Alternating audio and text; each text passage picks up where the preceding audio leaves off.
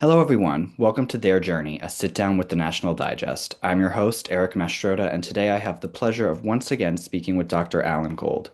Dr. Gold is a retired school psychologist who was a pillar in his field for nearly 5 decades, and in that time, he's helped countless developing minds as they navigated growing up, their mental health, familial or academic struggles, and so much more. Although he's now retired, Dr. Gold still uses his extensive knowledge and experience to try to help others by speaking on platforms such as ours today. If you haven't already, I highly recommend watching our previous episodes with Dr. Gold, as today we'll be expanding even further on a wide variety of topics that we've covered together, as well as getting into some viewer submitted questions. So without further ado, hi, Dr. Gold, how are you doing today? Good morning or good afternoon to you, I think.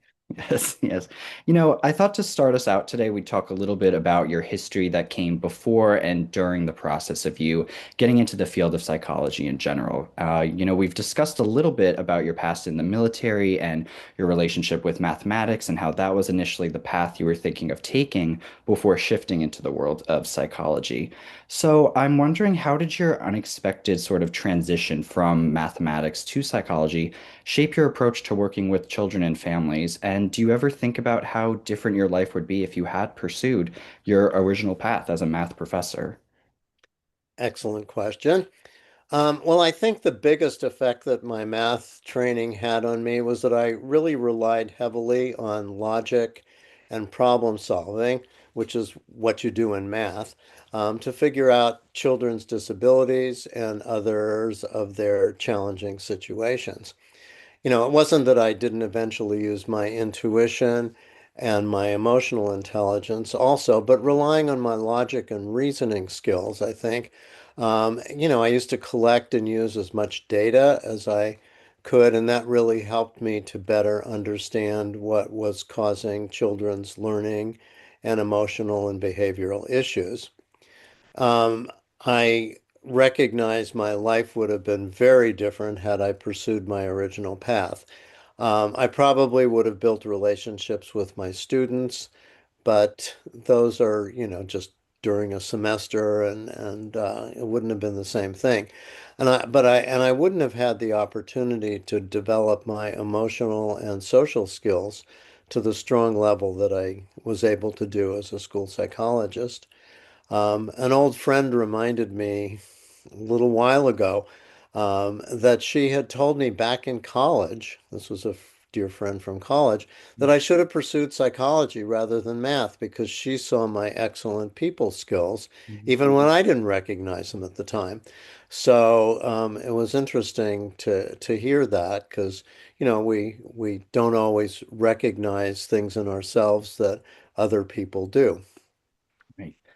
Definitely. Yeah. And along those same lines, I'm curious as to how your early experiences in the military, along with your initial interest in mathematics, influenced your approach to psychological practices and your understanding of human behavior. Well, I think that my training as a psychology social work specialist in the Army Reserve really opened the door to me to dealing with others' emotions and being a helping person. I, in my memory, I always did like to help others. Even when I was in first grade, I helped other kids read when they were having difficulty with that. Um, but I don't think I was very aware of that until my military training. Mm. Um, of course, the challenges of basic training, being alone, or at least not with friends or parents. On my own, I was 23 when I went into basic training. Um, and dealing with physically and emotionally difficult situations. Because it was challenging to be in the military. It was in the middle of the Vietnam War. It was scary. I never had to go overseas, but the physical challenges of basic training and just being bossed around by, sergeants and all that sort of stuff, um, that that situation set me up for understanding how one's experiential history can really affect and support how one deals with challenges that happen during your life. I may have mentioned previously that I talked to kids about a history bank where they remembered. I taught them or asked them to remember experiences that they went through that were very challenging. And if we refer back to those historical events in our past and know that we got through them, that can be really helpful. Um, so I use that to help kids cope with current challenges, if they could do that. And as I said earlier, my math background helped me to be a better psychological problem solver.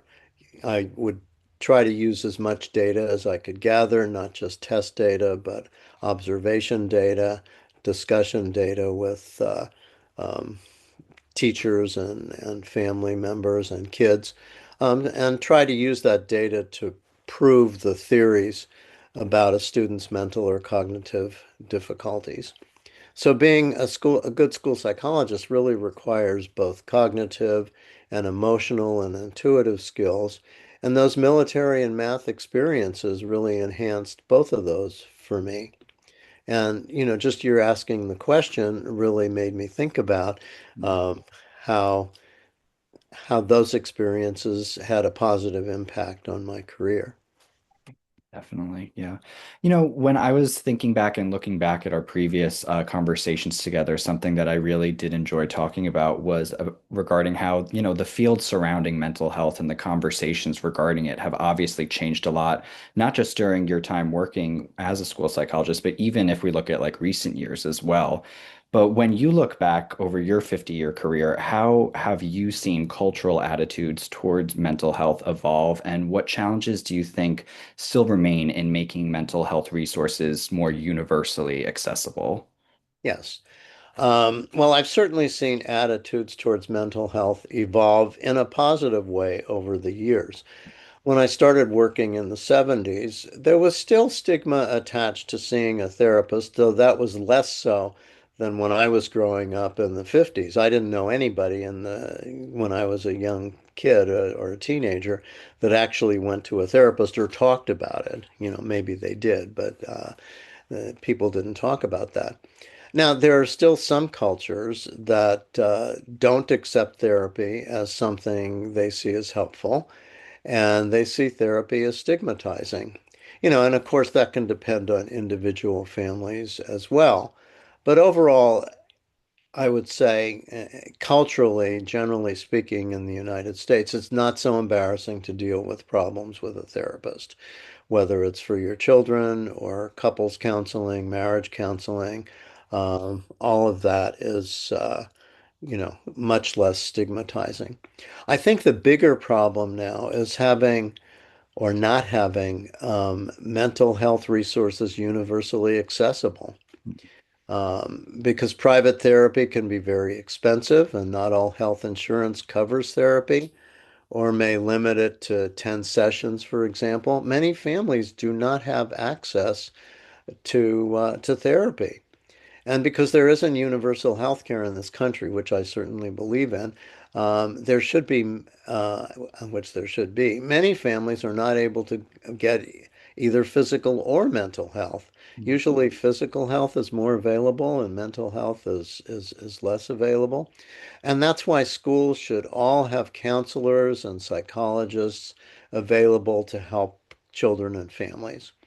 The challenge is there are not enough trained professionals and there's not enough funding for school from federal or state governments to hire enough mental health workers. Mm. And this is a significant area that needs to be addressed by local, state, and federal governments. Fortunately, I worked for a high socioeconomic district, and we were able to pay from property taxes Mm. um, enough school psychologists and counselors to help kids. But it's so important that this country recognize that mental health among students is declining. We see a lot more stress and depression and anxiety, and it must be dealt with. And school is one of the most convenient places to do that. Mm. So it needs to be dealt with on two levels. One is the funding for hiring mental health workers at school, and the other is just educating enough people, getting and convincing enough young people that this is so important that they can make a career out of it.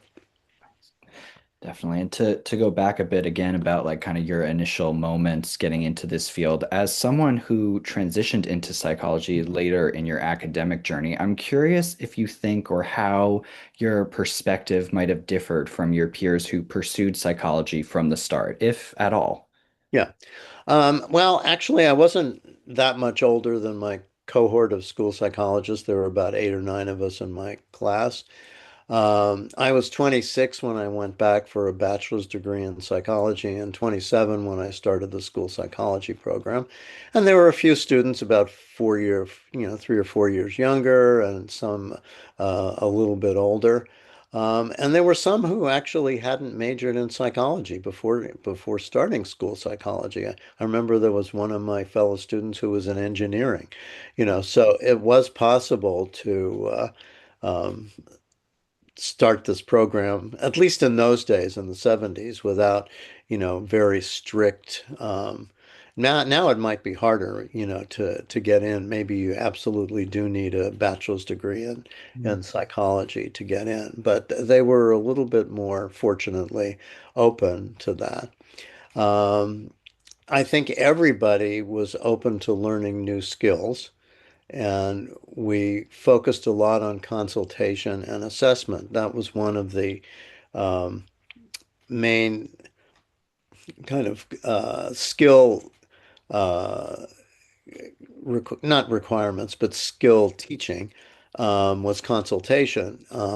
So for that, we were taught how to listen, how to ask questions, how to brainstorm solutions, and so on with people. It wasn't just, just assessing kids, or it wasn't just, oh, you do this, you do that. And then I would say for all of us, individual personalities have more influence on our perspectives and our work than previous educational experiences do. People wouldn't be choosing school psychology if they didn't have, the personality that works. Although I can think of colleagues that were interested in the field, but much more intellectual and less social. So they might have become professors and so on, or found out that this wasn't the career for them. But personality qualities really are key to being a successful school psychologist. Right. Yeah, and I think one of the greatest parts about the work that you did in that field in general is how it works to destigmatize mental health support specifically in schools for young and developing minds. So next we actually have a viewer submitted question from a Dr. Frank in Georgia who asked, what strategies have you used but have also found most effective in addressing cultural resistance to therapy, particularly in communities where mental health is still viewed as taboo?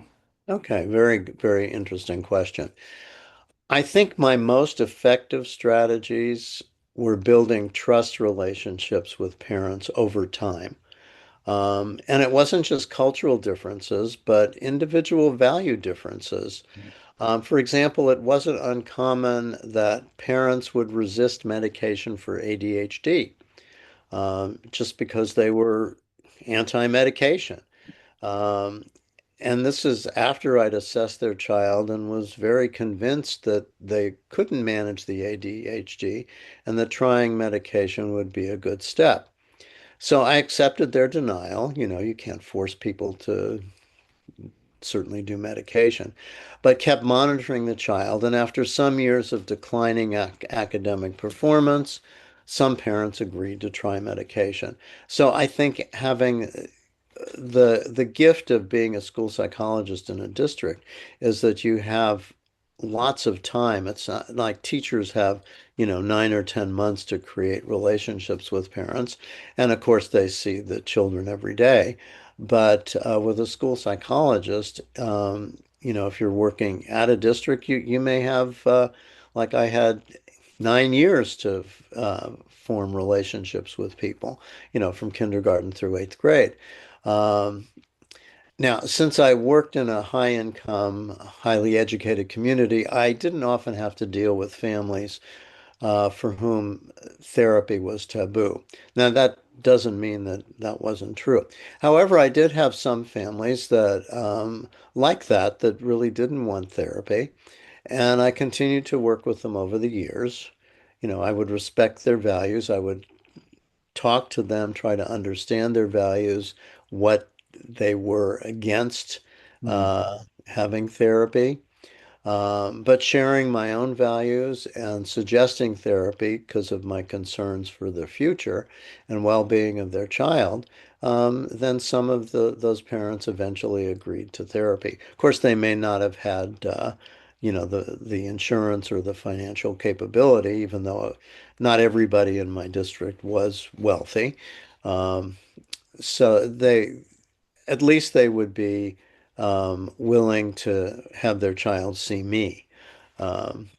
But it's a very good question. And if mental health is taboo in a community, I think it's really building those relationships with those families so that they have trust in you. They recognize your own value. They see you as a thoughtful, caring human being, and they may then um, agree to some sort of therapy.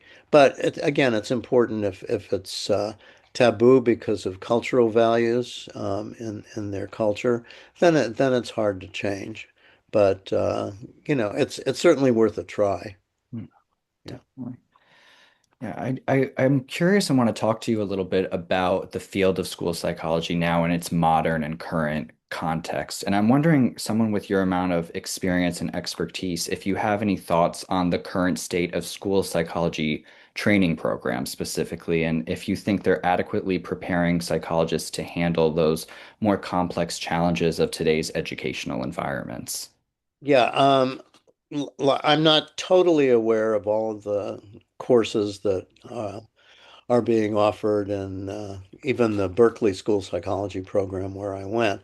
But I do know that, from reading the National Association of School Psychologists monthly newspaper and so on, I know there's greater emphasis on diversity of students, Mm, not just cultural diversity, but also sexual orientation, gender identity, um, all of those cultural differences, um, heightened awareness of children with disabilities. Um, and certainly there's a lot of education about um, prejudice and bias against non-white students and families. Some of the articles I've read talk about how to deal with immigrant children or children that don't speak English. So there's certainly, and this is broader than, 50 years ago when I was in school.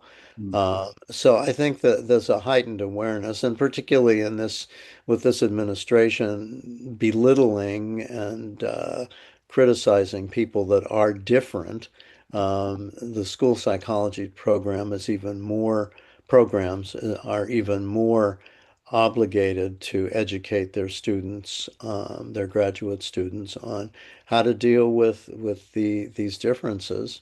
I'm not quite sure how they're dealing with AI. I just read mm, an article about how it was in magazine Psychology Today about um, the difference between AI that's doing therapy yeah. and a real human therapist.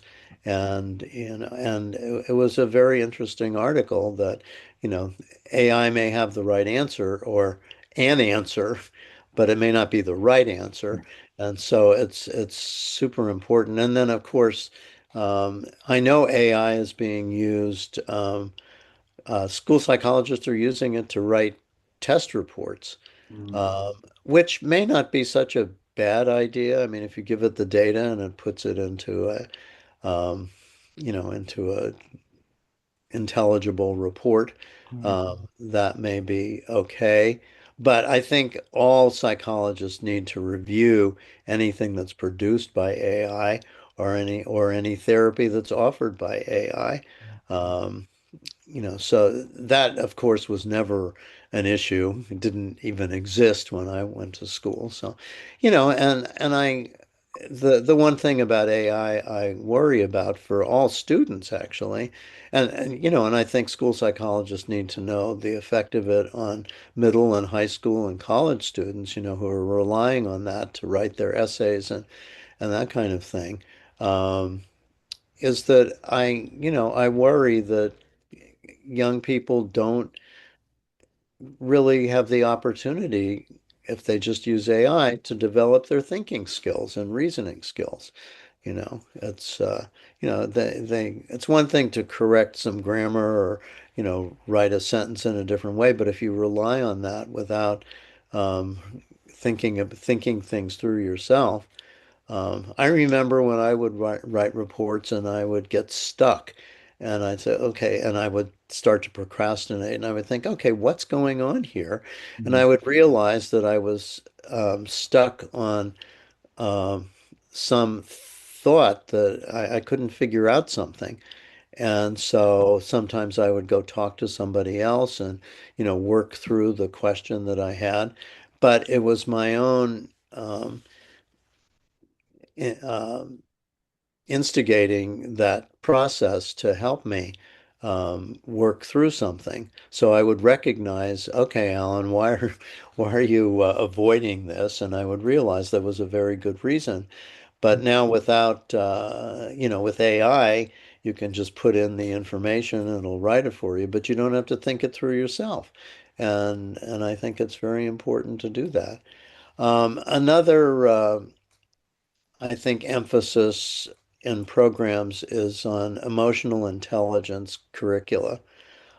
I don't know how much they teach that in graduate programs, but I know that when I started working, we weren't very much aware of emotional intelligence. I don't know if there were emotional intelligence curricula, but I think that's extremely important now for uh, kids to have.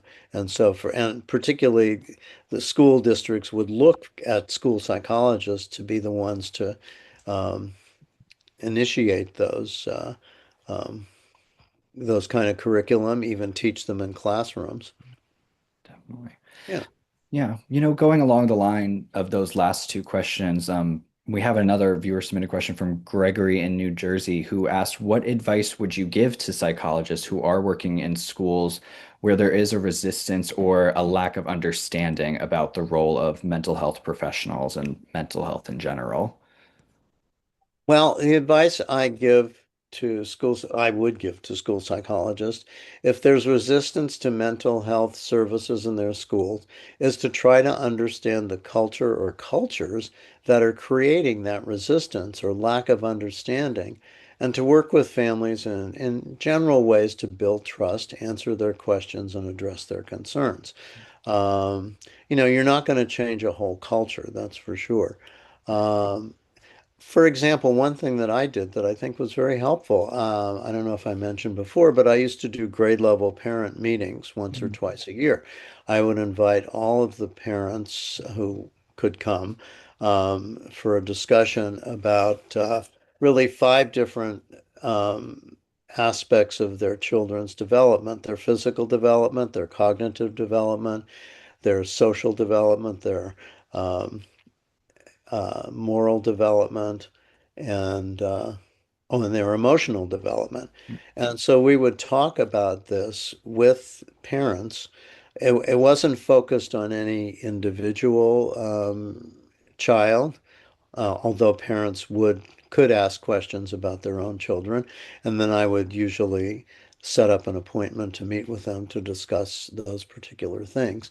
But the the message from that those meetings was that I would present myself all these different families, and I wouldn't just focus on negative behaviors. academics or emotions, but really normal development and the range of development. And one of my main goals was to create a community Mm, um, because as kids get older, it's so important that parents be able to communicate with each other. When kids, hit adolescence or even before, from the time they're about 9 or 10, they get much more private, but they'll tell their friends something, and their friends will tell their parents something about their friend. And when the parent finds out this information, can they call the other parent and have a discussion about, and tell them, yeah. uh, if your kid is saying, uh, you know, my friend told me that she's having sex with this boy and she's only in the eighth grade, um, the parent would want to know. I've never had a parent say that if another parent gave me some information about my kid, I wouldn't want to know it Right. you know. So if starting from kindergarten, if one creates the comfort among parents to share their information, and if there are cultural differences, Mhm. maybe parents from the same culture might be willing to share things. Um, but so much depends on the trust that families have on the psychologist. So my recommendation is that he or she, the psychologist, shouldn't isolate themselves. I knew numbers of psychologists that would sit in their office. They would test kids. They'd write I never even wrote my reports at school Mm, because I was always filled with time, and I wanted to see kids or talk to teachers or talk to administrators. I would do my homework at home. It was like I had homework too. Even on vacations, I would, you know, spend some time writing my psych reports. But it's important that the school psychologist be out there, not isolated. Attend school events, school plays. Now, one thing I never did was go to, open houses or back to school night or something like that, because that was really designed for the parents to meet with the teachers. But, even watching or playing kids at recess, so that both the adults and the kids realize that psychologist is not a scary person and is interested in the well-being of all the students and families. And I think I was very successful at that. You can't be out at every recess, but the more the school psychologist can be in classes and not just working with those kids who are disabled or emotionally extreme, because that's where the stigma comes. If if the perception is, oh, this guy or this woman only works with kids that are really a mess, mm, then there's that um, resistance to seeing the school psychologist. But if they see you around and see you talking to all kinds of perfectly normal people, I mean, I used to work with gifted kids. mm. They stopped the gifted program in my district about 20 years ago, I think. But I used to work with gifted kids at lunchtime, and so they people would say, oh, well, he works with the smart kids too, so, or in my math club, that was all positive. So if the school psychologist can find positive ways to interact with other kids, I think it really helps the stigma. Definitely. I love that answer. And you honestly kind of touched on what I wanted to ask next regarding this like modern context and the modern world of school psychology. And I'm curious if you could mentor and give advice to the next generation of school psychologists, what would you emphasize as the most critical skills or mindsets that they need to succeed in today's world with their students as well? Yeah. Well, I've always felt, even from when I started working, that a school psychologist is a Renaissance person, if you know that term. It's like you wear many different hats, and you need understanding of so many different aspects of psychology and education. So it's different than a clinical psychologist who's just focusing on the emotional aspect of children or people. So primary skills always include being open to learning. I felt even after almost 50 years, I continued to learn. There were things that I needed to learn about that I wasn't necessarily totally educated on. And that's a very good thing. It keeps your brain going, it keeps you humble and modest, and it keeps you motivated. So being open to learning and acquiring expertise, obviously you have to be able to analyze academic challenges, learning disabilities, um, and understanding both the causes and interventions Mm. for those. Now, teachers often have really good interventions, but you have to understand curriculum as well, and what are the basic skills that need to be taught. Um, and school psychologists need to be equally well educated in the multiple causes for emotional and behavioral problems and understanding how family behaviors can affect students. Those are even more complicated than learning disabilities. With learning disabilities, you can at least test kids, but with emotional difficulties, you have to observation and interviews and understanding families. It's a pretty complex um, skill in trying to understand emotional problems. Um, and the other skills that are absolutely necessary, school psychologists need to know how to talk to students and build relationships with them, so that they're comfortable sharing their feelings and working on managing their emotions and correcting their behaviors. So without that trust, as much as a psychologist may know, it's not going to be effective. I think some of the most challenging, fortunately, I can probably count them on one hand, but were the kids who wouldn't talk to me, uh, and then talk about learning, okay, what can I do differently to get this kid to talk? And there are therapists, private clinical psychologists too, that where kids just won't talk. And that's a huge problem. But so school psychologists need to have both individual counseling skills and group counseling skills so that they can help the individual or groups of students with similar challenges. So, it's one thing to have a conversation with one student, but then when you have three or four or five or six, you have to have some skills in managing the group behavior.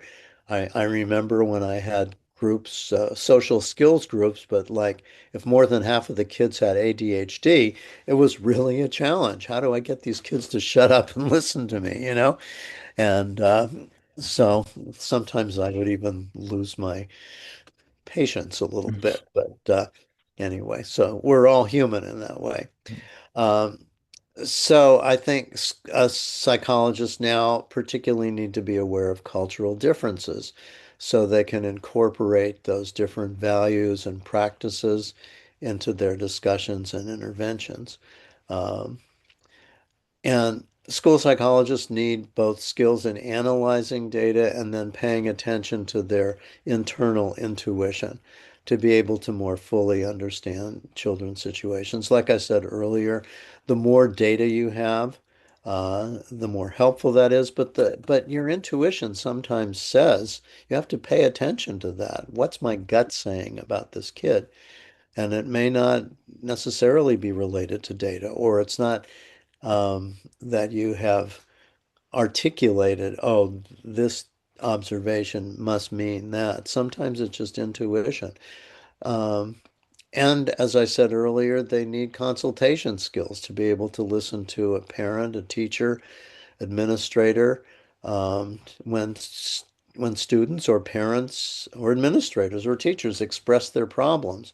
So to ask pertinent questions. Mm. And asking questions is really a super important skill because not only for the information, but the message that that the psychologist is sending to the client, no matter whether it's kid or adult, is that I care enough about you to really want to understand you. And that's, when we ask questions of people, whether it's a friend or a spouse or, the message is, I care enough about you to want to know and understand you. And that, of course, helps better understand the situation. And, uh, and you see the person's reaction. And then as part of consultation is being able to brainstorm possible interventions. If you get to that point where you recognize that the student or the parent or the teacher wants to do something different than they're doing, then you brainstorm possible interventions. And part of consultation is evaluation. Well, how did that work? I tried it 5 times, but nothing happened. Or I tried it once or twice and the kid really changed. So you want to be able to evaluate um, any of those interventions. Now, again, because a school psychologist works in a school and is not a private practitioner, they need to understand how their school organization works, Mm. how to use their influence on administrators or a school board or their superintendent, because they're very important, critical people in a school district. They need to understand special education law because we're bound to that, so that they abide by the time regulations. For example, if you are assessing a kid, you have 60 days to complete the assessment and have an IEP meeting, which is individual education plan meeting. So you got to follow the time. You have to recognize parents have the right to be involved. There's also what's called the least restrictive environment. So if you find a student is eligible for special ed, you want to aim for the least restrictive environment, which means having the kid be in a regular classroom for as much time as possible. And if that doesn't work, then they may have a special education day class for more than half the day, or possibly, if that doesn't work, then a private, a different school, a specialized school. But you have to understand all these rules. You just can't play with it. And they also need to understand the regulations governing the school system that they're working for. Um, so, who's the boss and how do you make changes and so on. So all of this, as I've said, the role of the school psychologist is a Renaissance person. It's very complex and it's demanding. And it's not unusual, as I said, that it may take years for a school psychologist to understand and act appropriately in his or her job. That doesn't mean it's impossible. Doesn't mean it's impossible. Just that the school psychologist should also be open to learning and should be kind to themselves Mm. because they're going to make mistakes, and mistakes are opportunities for learning. So, and I know numbers of school psychologists who can be really hard on themselves if they blow something. Um, but I think the joy of it is that you're always there to learn. Yeah. You have to be open to developing new knowledge and new skills. And, that's why it's such a wonderful occupation. Definitely. Something I always feel really good about after our conversations is how much we're emphasizing here the importance of having that school psychologist present in a school, but then also just mental health resources in general. And something me and you have talked about a lot too is the need for more school psychologists and, in general, better funding for mental health services. So, from your perspective, I'm curious as to what you think are the most effective ways for psychologists to advocate for systemic change at that policy level? Yeah, I think that's an excellent question. Uh, well, I feel that school psychologists, because of their lengthy and broad training, are well prepared to work on policy with administrators and school boards and superintendents. Okay.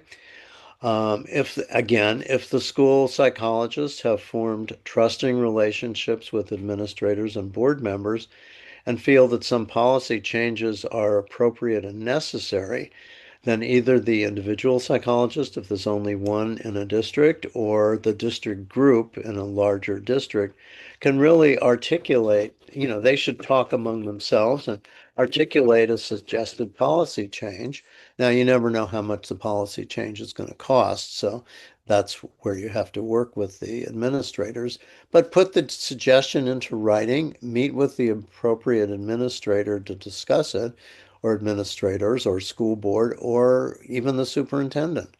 Um, for example, when we got a new superintendent in my district at one time about 30 years ago, she invited me to go to a week-long workshop in New Orleans talking about how to develop 5-year future long-term district policy plans.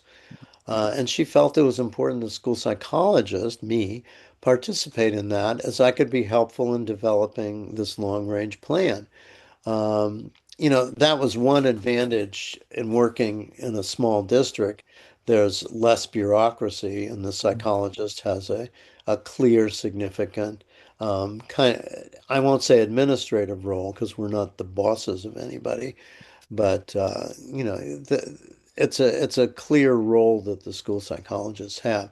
So I think if they feel that there needs to be some curriculum changes, some intervention changes, um, like for example, I've talked about restorative justice as a disciplinary tool.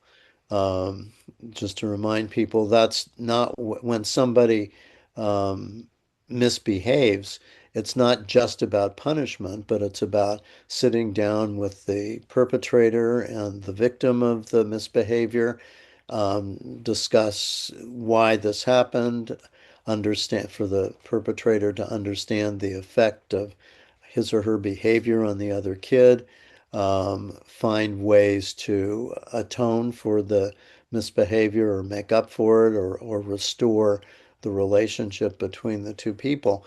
It's a lot. It takes more time than just saying, oh, you're suspended for 3 days, that kind of thing. Um, and I think it's very useful, but it would be the school psychologist, for example, who would try to incorporate that method into a school district's disciplinary behavior.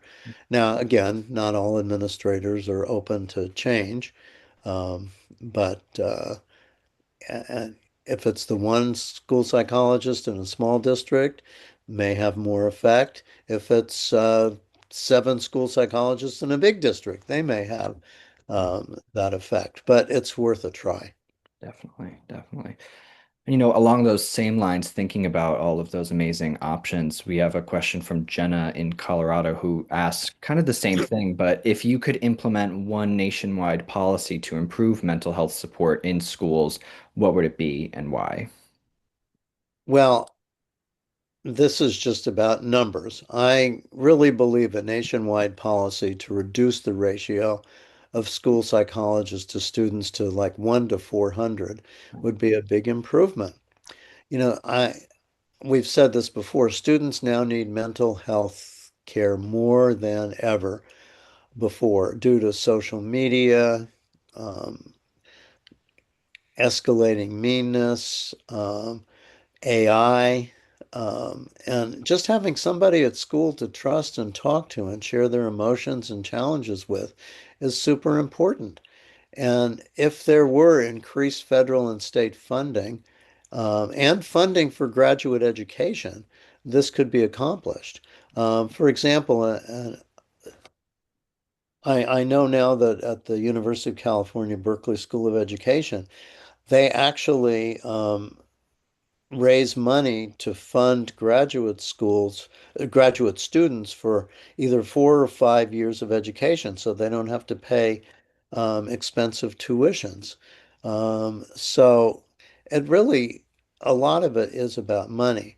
Um, I don't know how a nationwide policy to encourage young people to pursue this field. I don't know if if that would work, but I could see, well, this administration's trying to destroy the Department of Education, but an effective Department of Education could probably, and I just kind of thought of this, could probably have agents that go into schools Mm, that talk to high school juniors and seniors to try to encourage them to go into education, mm, with some details.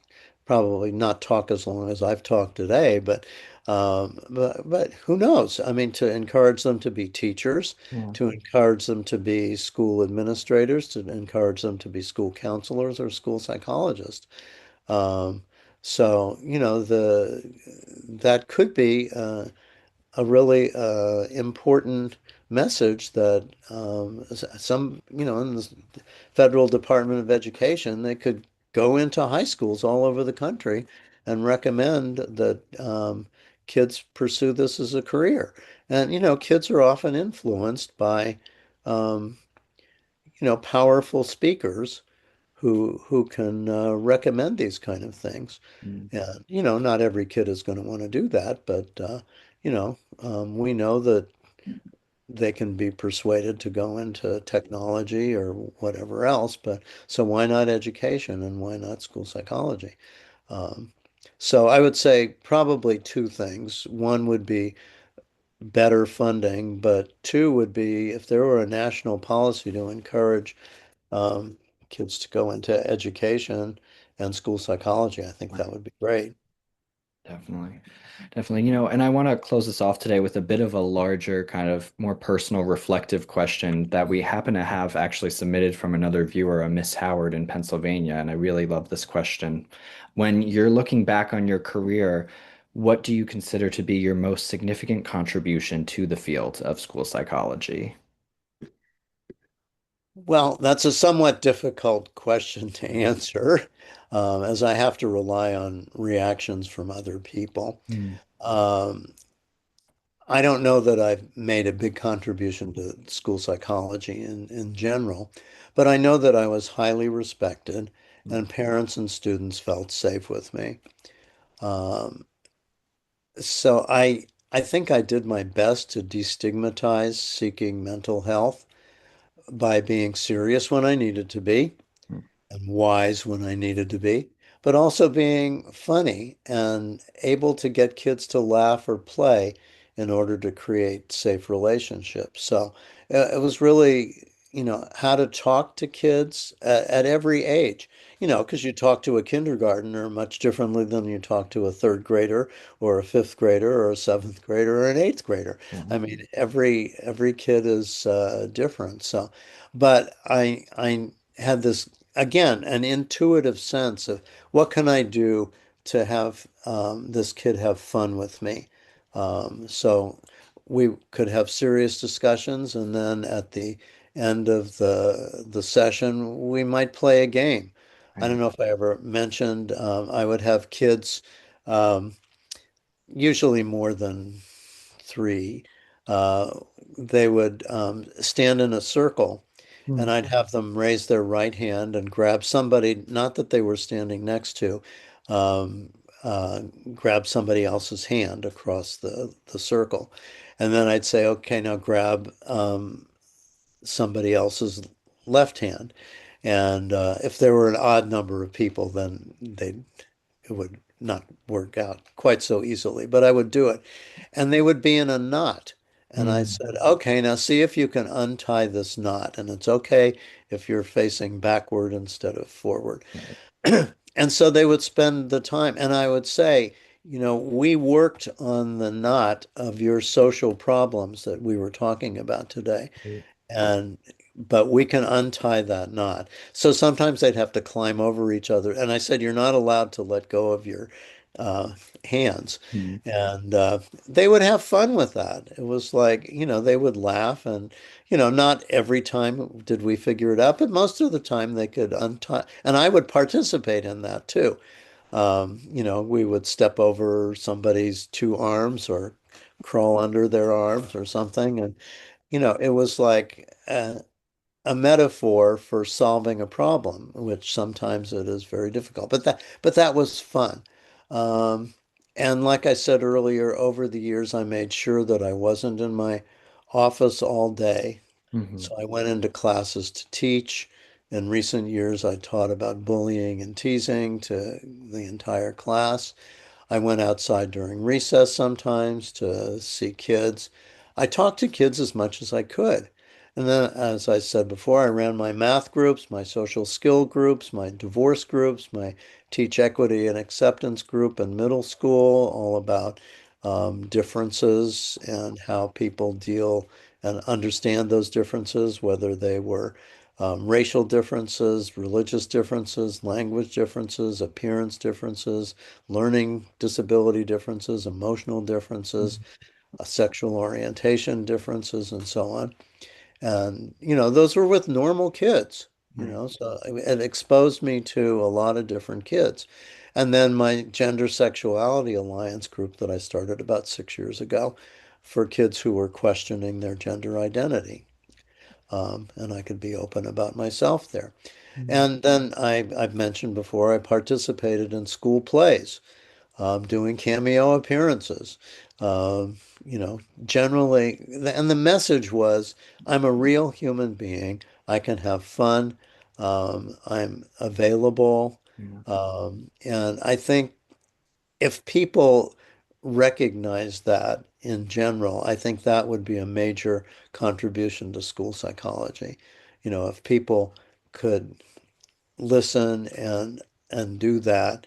Not that all psychologists don't do that. I'm sure there are, numbers of school psychologists, but it really does depend on your personality. You have to be outgoing. You have to be socially comfortable. You have to be able to be silly and laugh and have fun. Mm. And in the same way, you have to know when you have to be serious and and all of that. So I think my skills in building relationships with kids, with parents, with teachers and administrators provides a really good role model for how to be a successful school psychologist. For example, I'm having a big birthday next month, Yeah. uh, and I'm inviting about 200 people to Wow. a big birthday party. It's my 80th birthday. I don't like to think of it that way, but Mm. and included are numbers of teachers, parents of former students, some former students, even some administrators. Wow. So, I've created um, the that those relationships that are long lasting. And I think that's critical for a school psychologist. So I would say whether it's an obvious contribution or it feels like a contribution that I've personally made in my own job, Mm. that's what I would say. And if people could really try to do that themselves, I think that makes school psychology, the job, much more effective. Definitely. Well, amazing. Well, Dr. Gold, thank you so much for once again being here with us today, offering your experiences, expertise, and overall thoughts on these very important and relevant topics. It's always so enlightening and great to hear from you. Well, thank you so much. I think your questions and the questions that people emailed you were really excellent. And I appreciate the fact that they get me thinking about and appreciating the career that I've had. And hopefully benefits that I've been able to communicate to other people. Definitely. Yeah. Definitely. And again, for those of you at home, be sure to check the links in the description and our channel for our other conversations with Dr. Gold. And be sure to stay tuned for future episodes as well, where we'll continue to go even further on this journey together. Once again, I'm your host, Eric Mastrota, and this has been Their Journey, a sit down with the National Digest. Take care, everybody.